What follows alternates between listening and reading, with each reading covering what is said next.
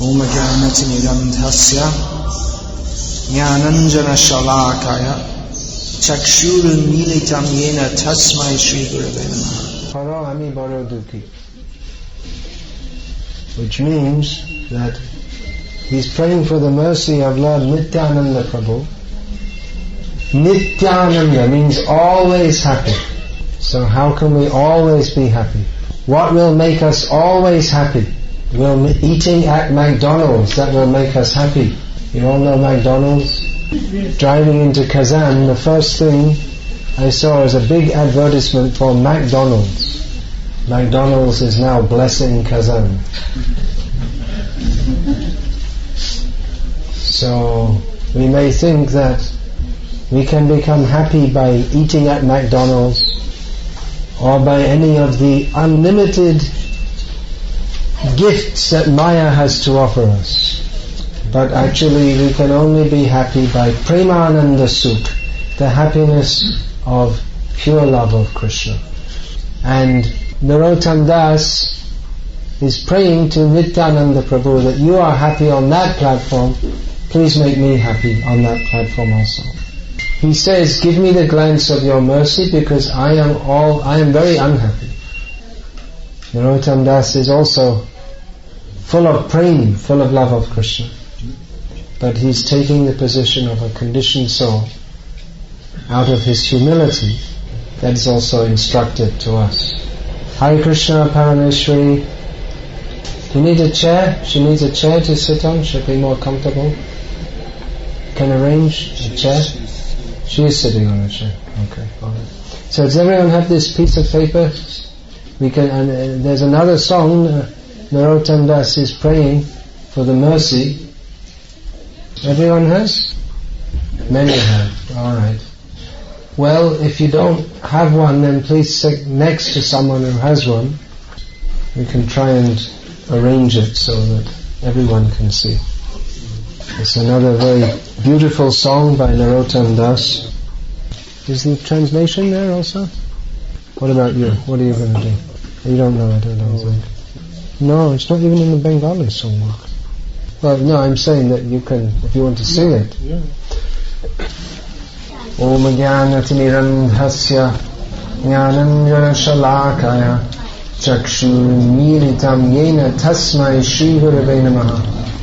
Shri Chaitanya Manobhishtam Sthapitam Jena Bhutale Swayam Rupa Kadama Hyam Dadati Swapadantikam Vandeham Shri Guru Shri Ataf Paragamalam Shri Guru Navaishnavam Shri Rupam Sarvajatam Sahagana Raghunathan Vitam Tam Sajivam Sadvaitam Savadhutam Parijana Sahitam Krishna Chaitanya Devam Shri Radha Krishna Padan Sahagana Lalita Shri Vishakam Vitam.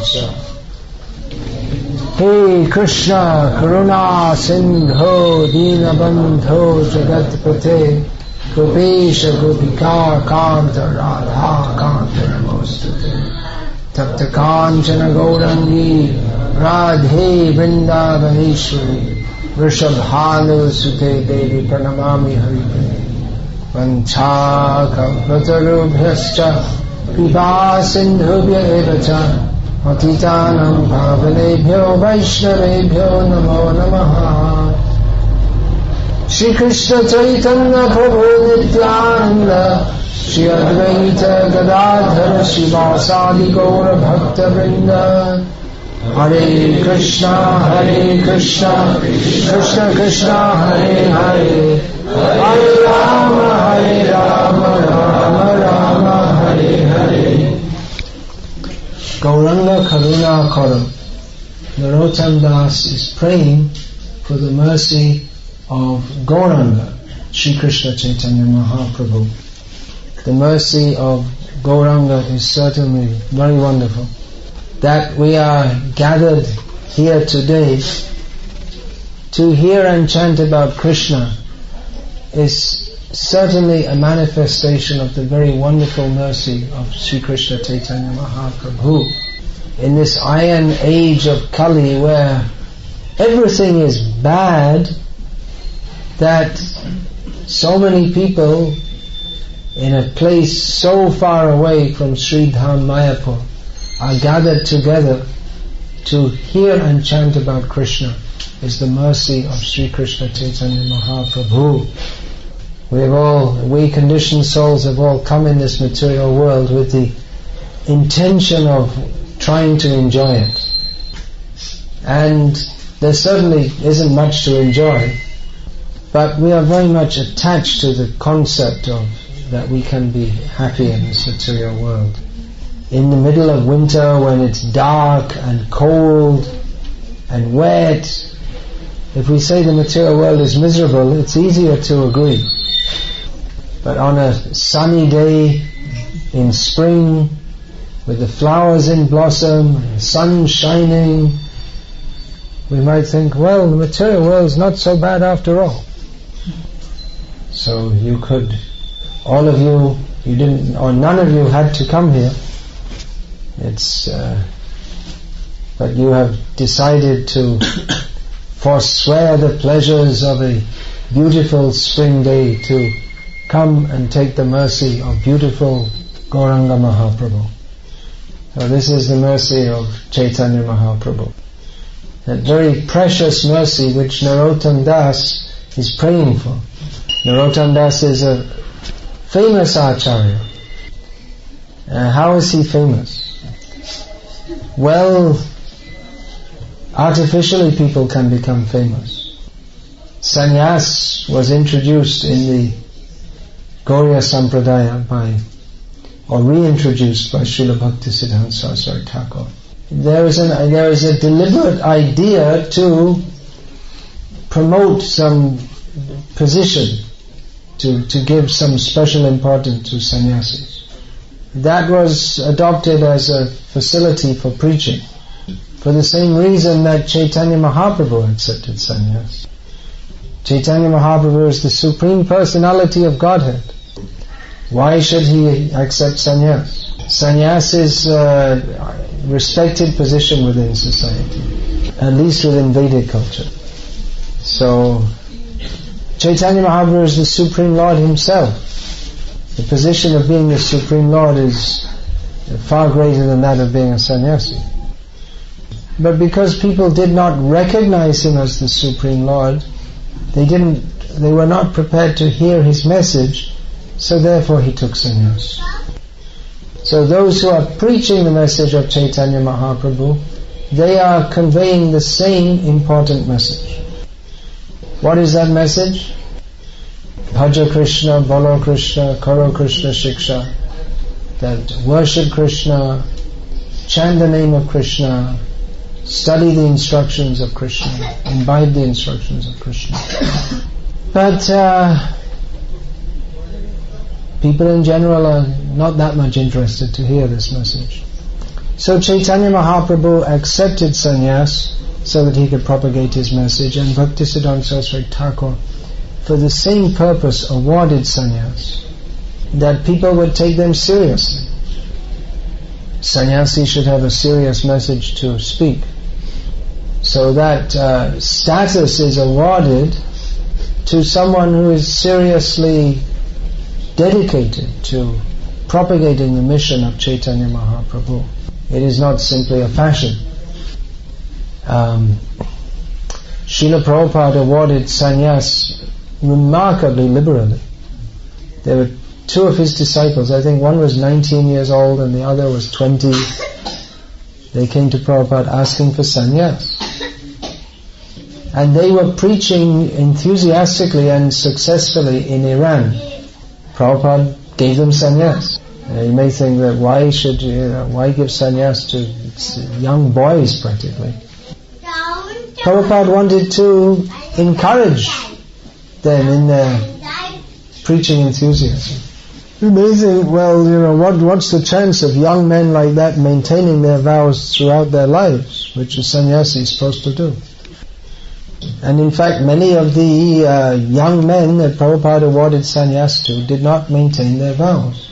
But Prabhupada, he wanted to give some weight to their enthusiasm to preach. He wanted to give some backing to that. Whoever was enthusiastic to preaching wanted to take sannyas.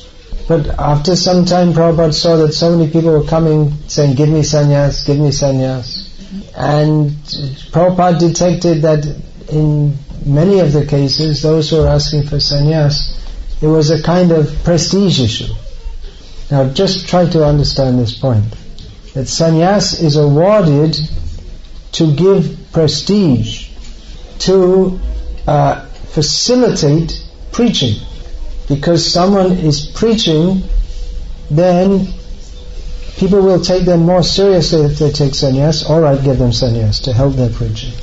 But if the motive is more for personal aggrandizement than for preaching, then it becomes practically mundane. Put the cartel.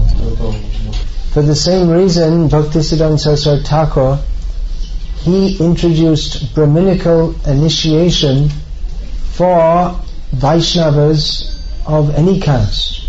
Because at that time the caste consciousness was very strong in India. And people thought that, well, only people born in the Brahmin caste, they're the only ones who are really qualified to study Shastra or to teach Shastra. Now, a Vaishnava's position is more than that of a Brahmin. One who is born in a caste lower than Brahmin but is a Vaishnava is spiritually better situated than one who is born in a Brahmin family and isn't a Vaishnava. But because people in general did not understand that, and they tended to look down on Vaishnavas as being lower caste, therefore Bhaktisiddhanta Saraswati Thakur introduced this Brahminical initiation for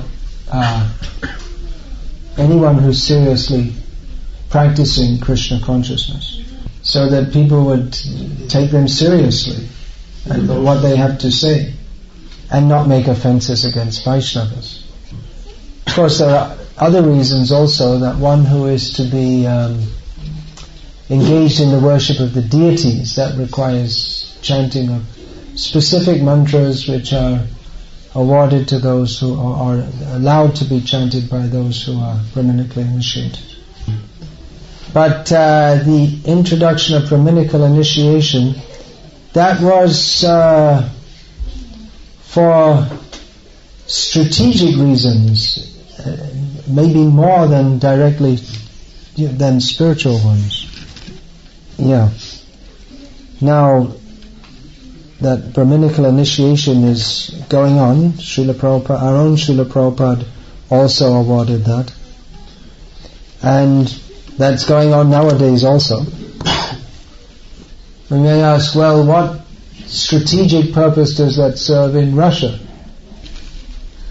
So actually the purpose for which it was reintroduced, that's not served anymore. For deity worship, one should be Brahminically initiated.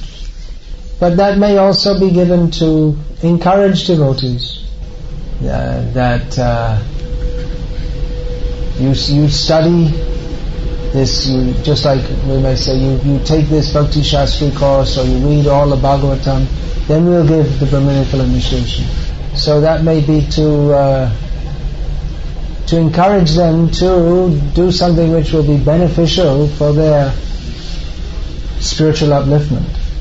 And actually, if such conditions are given, then that's useful within our own Vaishnava society to differentiate. This person is Brahminically initiated, that means qualified to teach.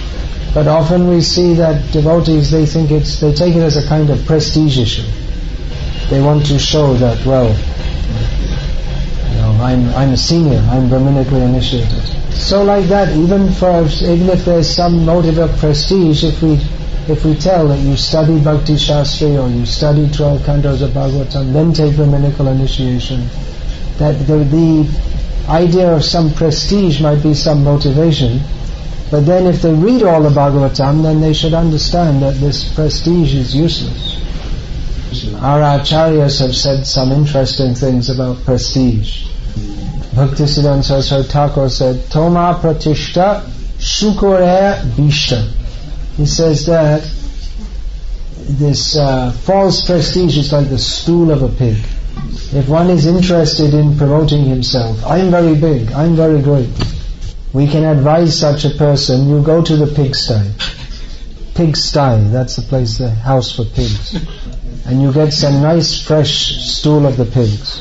And you rub it all over your body. That is how glorious is the desire for false prestige. Raghunath Das Goswami has compared that desire to Swapacha Ramani, the very beautiful, desirable woman who eats dogs.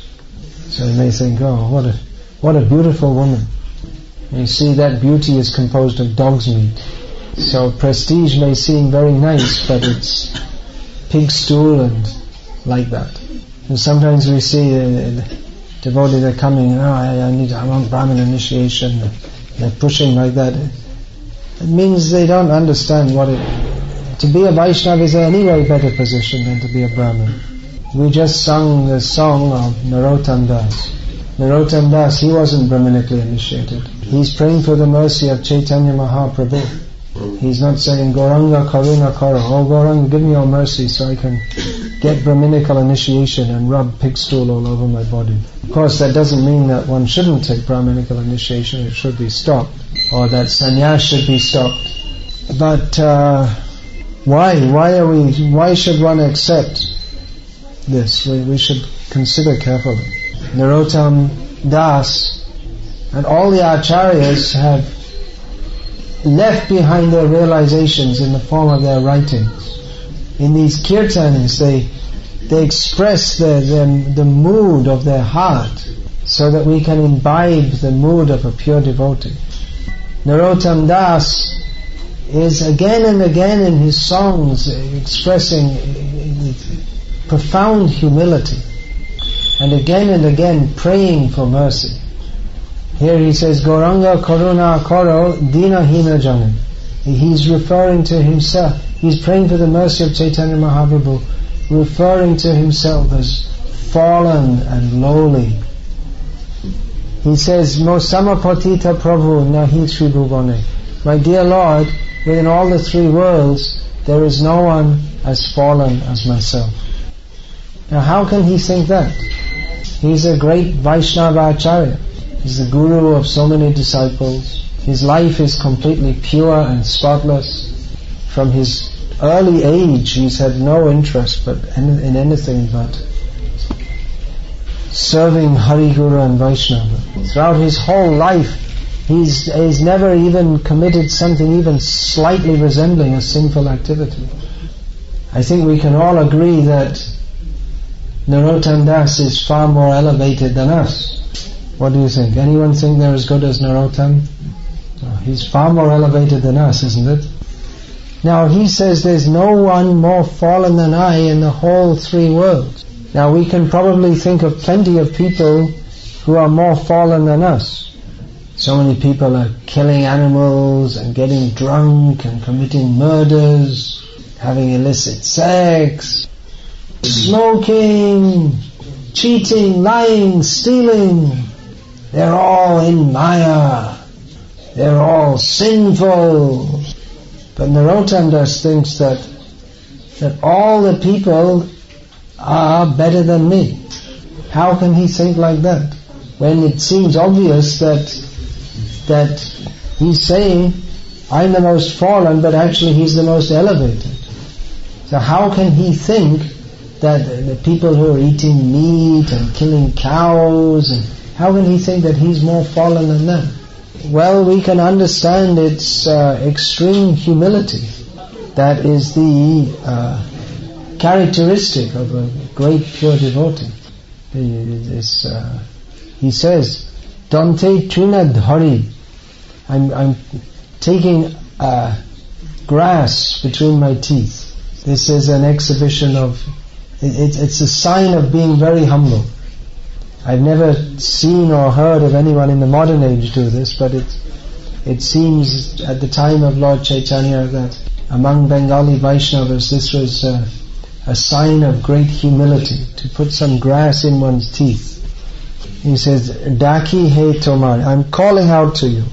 in great humility, and saying, "You please be merciful and enter the temple of my heart." He says that seeing me, I'm so fallen, if you don't uplift me, then what is the meaning of your being known as Patita Pavana, the purifier of the fallen? So like this, throughout the whole song, he's expressing his helplessness and calling out for the mercy of Chaitanya Mahaprabhu and his followers, Chaitanya Mahaprabhu and his followers. The mercy of the Supreme Lord and his devotees, that is essential in our spiritual lives. But at the same time, it's not that Narottam Das, he was just praying for the mercy and then he'd sing a song praying for mercy and then do nothing. He was also very seriously engaged in Krishna's service. So we pray for Krishna's mercy.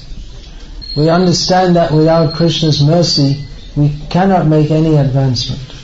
But at the same time, we have to go on with our regular sadhana, hearing and chanting about Krishna. We're praying for the mercy, what for? So that we can serve Krishna. So to the best of our capacity, we should serve Krishna. There's a lot of service to do. That's one thing I'm realizing graphically in the last few weeks. In the last few weeks, so many of my godbrothers have passed away. And I would think the average age of my godbrothers is around 60. Of our godbrothers. Yeah. So I suppose in every generation people experience this. That they all grow up and they're all more or less the same age, and around when they start getting towards 60, then they all start to pass away. And it really reminds us strongly that we don't have much time. In course of time we develop friendships. I'm seeing here devotee, when I first came to this area, there were some devotees I saw, some of them they're still here. Now if I think when I first came here and now, then their faces, there are more lines on the faces. The faces are the same, but they've got more lines on them. Just now we met Anirudesha Vapu Prabhu's father, who's sitting here. Maybe you heard of Anirudesha Vapu. He was distributing so many books about 15 years ago? 15? He was distributing so many books. So when I was introduced as Anirudesha Vapu Prabhu's father, I could see, looks like the same face. But the father's face looks the same, but more lines. So that's the sign. We get to know each other deeper and deeper, and then death cuts us out. The lines are the sign, the time is coming. The body itself is the sign that death is coming. But the lines on the face are a sign that we're getting less and less time. Ayo harati vai pungsam udyan astang chayanaso. Then Uttamashloka Bharatiya, that with the rising and setting of the sun, our life is taken away. Tasyarte yat shano nita Uttamashloka Bharatiya. Except those who glorify the Supreme Lord, the movement of time is simply a destructive factor. So a devotee conquers over the destructive influence of time. He reasons ill who tells that Vaishnavas die when thou art living still in sound. A Vaishnav dies to live, and living tries to spread the holy name around. But still, a Vaishnava doesn't die in the sense that an ordinary worldly person dies. In Sri Chaitanya Charitamrita, it's described one of the devotees of Chaitanya Mahaprabhu living with him in Puri. His name was Bhagavan Acharya. Kanja Bhagavan Acharya. Kanja means lame. So that's described that sometimes Chaitanya Mahaprabhu, he would run on the beach in Puri in transcendental madness, thinking that the sand dune is Govardhan. He would rush towards that. Vana deki mone kare ei Vrindavan, Shaila deki jnana hoy ei Govardhan. Whenever Chaitanya Mahaprabhu saw a forest, he would think this is Vrindavan. Whenever he saw a hill, he would think this is Govardhan. So in transcendental madness, Chaitanya Mahaprabhu was running on the beach, and his devotees were running after him. But Bhagavan Acharya could not go very quickly because he was lame. He was lagging behind. So one of Bhaktisiddhanta Saraswati Thakur's disciples asked him about the forms of the devotees in Chaitanya Leela. How come these are pure devotees? How come someone might be lame? Bhaktisiddhanta Saraswati Thakur replied that form, that is their eternal spiritual identity is like that. So that's one characteristic then of Gaur Leela, that it may appear very human-like. For some purpose, to serve the Lord, devotees may take various forms. And all the devotees come to this world and perform some service for the cause of the Lord. That point I was making, that we don't have much time. So we have so much service to perform. Ahani ahani bhutani gachantiha yamarayam. Every day so many living beings are leaving their bodies and going to the place of Yamaraj. The devotee's duty is to act in a way that others can be saved from going to hell. To act in such a way that people can learn of Chaitanya Mahaprabhu's gifts. Such persons as Narottam Das and Srila Prabhupada, they have appeared in this world, in this Kali Yuga. People have no knowledge of this, no appreciation of this. We should inform people of what is our eternal relationship with Chaitanya Mahaprabhu, with Krishna. Narottam Das Thakur is praying for the mercy, for the shelter of Chaitanya Mahaprabhu. Because he's always praying for the mercy and shelter of Chaitanya Mahaprabhu, he's fully competent to bestow the mercy of Chaitanya Mahaprabhu on others and to give them shelter. Because he's not interested in prestige, his position is the most worshipable position. We see Haridas Thakur, he was so humble. He left the world before Chaitanya Mahaprabhu left this world. Chaitanya Mahaprabhu asked him, don't leave. You are the decoration of this world. You give such a great Vaishnava as you gives meaning to this world. And Haridas Thakur, he said that what difference does it make if I leave this world? What difference is it? Just like if an ant dies, what difference does it make? So he considered himself so insignificant. But when he passed away, Chaitanya Mahaprabhu personally carried his body, danced in ecstasy with it, and performed all the ceremonies and made a festival.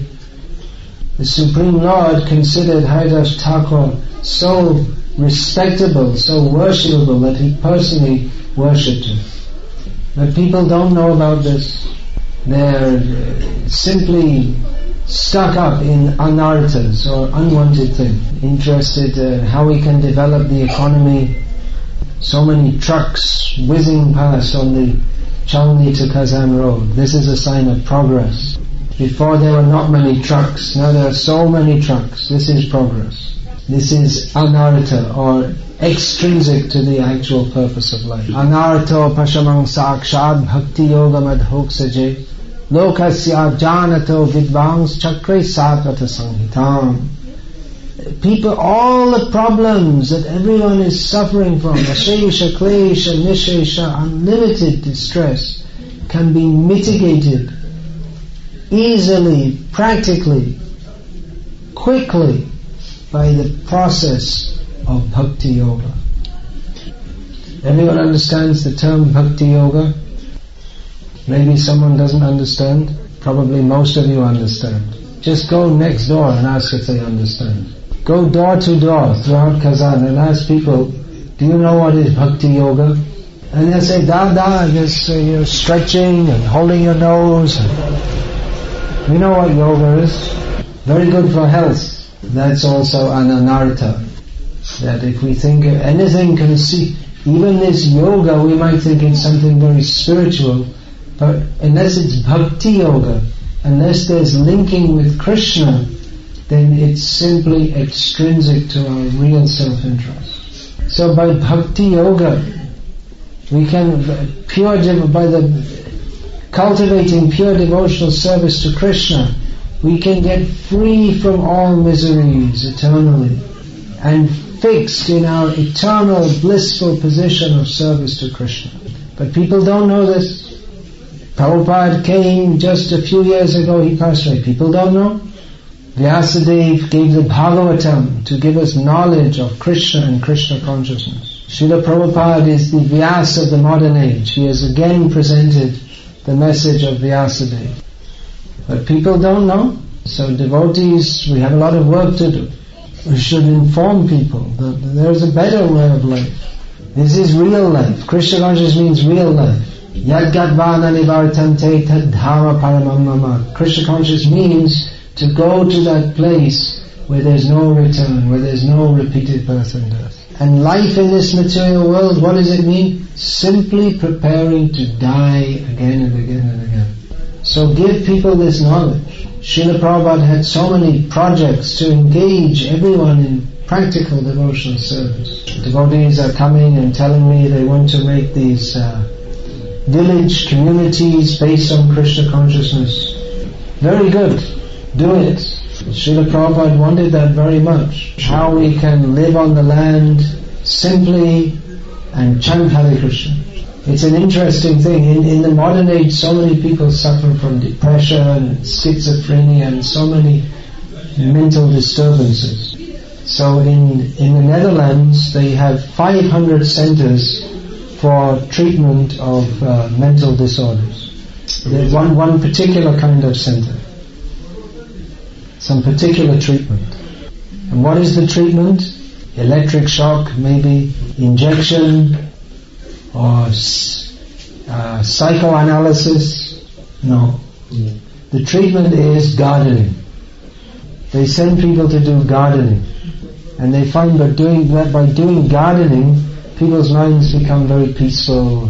In India, recently I visited some devotees. They're doing this, living on the land, cultivating crops, looking after cows, all this. They're making a farm project. The people in the modern age are not used to such hard work. More and more people are not so much hard physical work. More and more people are going to the cities. And even the farmers, they do everything by machine nowadays. Plowing by tractor, then irrigation by pumping the water. They don't have to physically do anything practically. So the devotees on that farm from the beginning, they want no machines, no electricity. Right from the very beginning they have that principle. So you'll see the devotees every day. There's devotees go down to the river and fill up with water, and they have to walk up the hill carrying this one on the front, one on the back, the heavy containers of water. So they were saying that physically it's very difficult, but the mind is very peaceful. Whereas in the city, physically it's easy, but the mind is always disturbed. So Srila Prabhupada wanted these farm communities, depending on the land, the cows, and Krishna. Krishna is Govinda. Govinda means who gives pleasure to the land, the cows, and the senses. And the earth. Yeah, the land, yeah. So devotees are serving Prabhupada's mission by trying to establish these rural communities. It's not easy, no doubt, but it's a great endeavor, glorious endeavor. And devotees are going out to distribute Srila Prabhupada's books so that people can get knowledge of Bhakti Yoga. Devotees are establishing centers. I think This Kazan center is in the whole of the Russian Federation. This is one of the good, well-functioning centers of our ISKCON society. Seems to me like that. Devotees are cooperating together nicely in a family-like mood. Everyone is trying to seriously cultivate Krishna consciousness and serve the mission of Srila Prabhupada. It's not easy to run on these centers, but if we steadily cooperate together and try to serve Prabhupada's missions together, then we will get the mercy of Srila Prabhupada. Now, everyone has their different opinions and idiosyncrasies, but we have to keep fixed on the goal that we're here to serve Prabhupada's mission. We have so many wonderful things to offer the world. The TV and newspaper reporters came today. They were asking about Indian culture. What is the link with Tatar culture? So I was saying that, the Hare Krishna people are famous all over the world for singing and dancing very joyfully. And Tatar people, they like to sing and dance. So we should get on well together. But no vodka. This singing and dancing of the Krishna consciousness movement is sublime. This kind of singing and dancing, both the Tatar style and the Gauranga Vaishnava Kirtan style, that's considered folk culture. That's considered, that's for simple village people. Well, Narottam Das, he gave so many songs in very simple Bengali. This song is typical Narottam style. Very simple Bengali. I first became inspired to learn Bengali because you just know just a few words and you can practically understand his songs. But it's not that Narottam Das was uneducated or foolish. He was a disciple, a Shiksha disciple of the Venerable Jiva Goswami, the greatest philosopher of the Gauriya school. So that is a contribution of the Gauriya Sampradaya, that everyone can take part in this chanting and dancing. It is not an expression of the simpleton's exuberance. Exuberance means, like joyful expression of joy. But it is the deep, profound expression of the soul's longing to serve his master. So very simple people can take to this chanting and dancing, and very intellectual people can take to this chanting and dancing. Krishna consciousness speaks to the soul, not to our mundane cultural background. So let's see what we can do to spread this Krishna consciousness. In whatever capacity we can, utilize whatever little time we have to serve the mission of Chaitanya Mahaprabhu. Practicing Krishna consciousness very seriously and always praying for the mercy of Chaitanya Mahaprabhu and his followers. Hare Krishna. Hare Krishna. Krishna Krishna. Hare Hare. Hare Rama. Hare Rama. Rama Rama. Hare Hare. Srila Prabhupada ki. Srila Narottam Das Thakur ki. Samaveta Bhakta Vrinda ki. Gaur Pramanam. Any questions, please? One thing, these song sheets can be handed back also. There are different perspectives on this. Srila Prabhupada never committed any mistake. Anyone who thinks that Srila Prabhupada ever committed a mistake is a rascal, a demon is going to hell. Anyone who thinks that they're in a position to judge Srila Prabhupada or think that they can say they know something better than him is foolish, arrogant, and you can find a dictionary with all the relevant terms. Everything Srila Prabhupada did was solely in the attitude of fully surrendered service to Guru and Krishna. There cannot be any mistake in that attitude. Now, I told that Prabhupada gave sannyas to so many young men who later fell down. That could be considered a mistake. It depends which perspective you're looking at, you're looking from. What was the result of his taking so many risks and doing so many unorthodox things? He spread Krishna consciousness all over the world. Srila Prabhupada once told a story of Christopher Columbus. After so-called discovering America, when he came back to the court in Portugal, so many of his contemporaries, they said, well, anyone could have done that. Anyone could have sailed to the west and discovered America. So in the court one day, Christopher Columbus brought one egg, and he challenged all the people who were criticizing him. See if you can stand this egg up vertically. No one can do it. You can try and just put it very nicely like that, and just take your hand around it, it'll fall over. So Columbus said, I'll show you how to do it. So he took the egg and he just slightly cracked it at the bottom and then stood up very easily. So everyone said, well, anyone could have done that. He said, yeah, but you didn't know until I showed you. So you might criticize, well, you broke the egg. Well, you stood it up. That was the aim, right?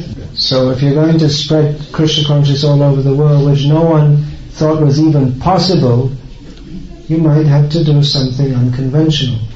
Apart from that, just like Prabhupada's English grammar was not perfect. Am I doing that? I haven't taken any of this. But is that a mistake? Is that something, the Acharya to save the whole world comes and you'd say, oh, you're pronouncing English wrong. Now, what kind of rascal is going to say that? So the proper attitude should be that even if one sees what some behavior or something that in others one might call a mistake, if one sees that in the Acharya, one does not even consider mentally that it's a mistake. It is not our position to judge. Do I make mistakes? Silly question. So many mistakes. Every moment. Srila Prabhupada is kindly keeping me engaged in his service. Yeah, some other question is there? What is that? Spiritual organizations? Which spiritual organizations? Spiritual organizations means those who are chanting Hare Krishna. That's spiritual. Yeah, but there's some misunderstanding right in. I'm supposed to go along with the misunderstanding in the question. So if there's a misconception in the question, then the misconception should be addressed. You say, if someone asks what kind of a cat is a cow, then how are you going to answer it? The question doesn't make sense. Your spiritual organization, first you should understand what spiritual means. Anyway, it's the fact that the secular governments, their influence is not benign. Yeah, did you read it out in Russian? No, we're simply depending on Krishna's mercy. Same answer. Krishna's mercy. How does anyone maintain anything anywhere? By Krishna's mercy. Nityo nityanam chaitanas chaitananam eko yog. What is that? Eko yog bahuda vidatati kama. A few years ago I was at Rath Yatra, Jagannath's Rath Yatra in London. And after the parade, the parade had just arrived in the park where there was to be a festival, and I was speaking with His Holiness Jayabheta Swami. I don't think he came to Russia. Is it? He came once. Anyway, he's one of Srila Prabhupada's oldest disciples. He's my older brother. He looks like me, or I look like him, I'm younger than him. And we both preach in a similar kind of style. So often people confuse us. So sometimes someone may say, oh, Maharaj, remember I picked you up at the airport, and someone said to me, I picked you up in the airport at Detroit, and I said, well, I've never been to Detroit. I must have been Jayabheta Swami. So anyway, we were standing and talking, and one English lady came up to us and asked some questions. And she asked, well, how do you maintain? How do you run on your organization? And Maharaj says, Krishna provides. And she said, well, that's all right, but how do you eat? And Maharaj said, Krishna provides. She wasn't very satisfied, and she went away. And just after that, 2 minutes later, a devotee came up with 2 big plates of prasad and said to us, Maharaj and Maharaj, would you like some prasad? We didn't ask, they just brought. So Jayaveda Swami said, Krishna provides. Directly or indirectly, Krishna provides. We may think that we have to get some powerful political patronage, and yes, if there is powerful political patronage, that would be useful for spreading Krishna consciousness. Christianity was an underground cult, but when it got the state backing of the Roman Empire, it became a world religion, or at least in the Western world, a European religion, I guess you could say. That state patronage, it immediately spread Krishna consciousness very widely and totally spoiled everything that Christ, some of the most important principles that Christ came to teach. The early Christians were vegetarians who believed in reincarnation, but when they got state patronage, they got it spread very widely, but they had to compromise all their principles. So better keep it very clear in our minds that we depend on Krishna. And if the state leaders want to promote Krishna consciousness, very good, but we can't compromise our principles for the sake of so-called patronage. Then? Yes, alternative psychology is very good. Go and dig the garden and chant Hare Krishna. Produce some carrots and potatoes to offer to Krishna. Otherwise, you're trying to sort out your psychological state, and it's like, when something's tangled in a knot and you try to untangle it, you get it more tangled. So our alternative psychology is chant Hare Krishna. Actually, tell you the truth, I never heard of alternative psychology. It's a term I just heard for the first time. So, what's going on in the name of psychology isn't very good, so that already failed, so you can try another, just like everything else material fails, so you can try another material alternative, and when that fails, then you can try alternative psychology. And then when that fails, you can try alternative psychology. And then when that fails, you can chant Hare Krishna. Alternative psychology. And then you chant Hare Krishna. All these things are coming from the West. Why do you want to take that? People are completely crazy there. People are much more sane in Russia. Even clinically speaking, you can find that people are more crazy. The more developed their society is, the more crazy they are. So you're not as crazy as people in America and Germany. The average Russian is not as crazy. So they got all they're completely messed up. And why do you want to import their completely messed up ideas? Live simply and chant Hare Krishna. If you try and, you get into all these mental gymnastics, then you really go crazy. You get the point? Everyone's got some kind of mental problem. But many times, people get interested in all these complicated psychological treatments, and they become more mentally screwed up. The cure, the treatment is worse than the disease. Yeah, then? Who asked that question? Okay, there's one book for you here. What's the title? So many people ask me about my memories of Prabhupada, so I put them in a book. Then, one more question. Yeah, it's a positive step on the path. There's a gradation of activities that Krishna is recommending. Do this, if you can't do this, do that. If you can't do that, then there's another step down. Do something to come to Krishna. Now obviously one who's seriously engaged in devotional service, they're going to get a better result than someone who just makes some occasional donations. But those who make some donations, that will be noted and that will be for their benefit, and they can, that will gradually bring them onto the path of love of God. So they're making a step towards Krishna, and that will help them in due course of time.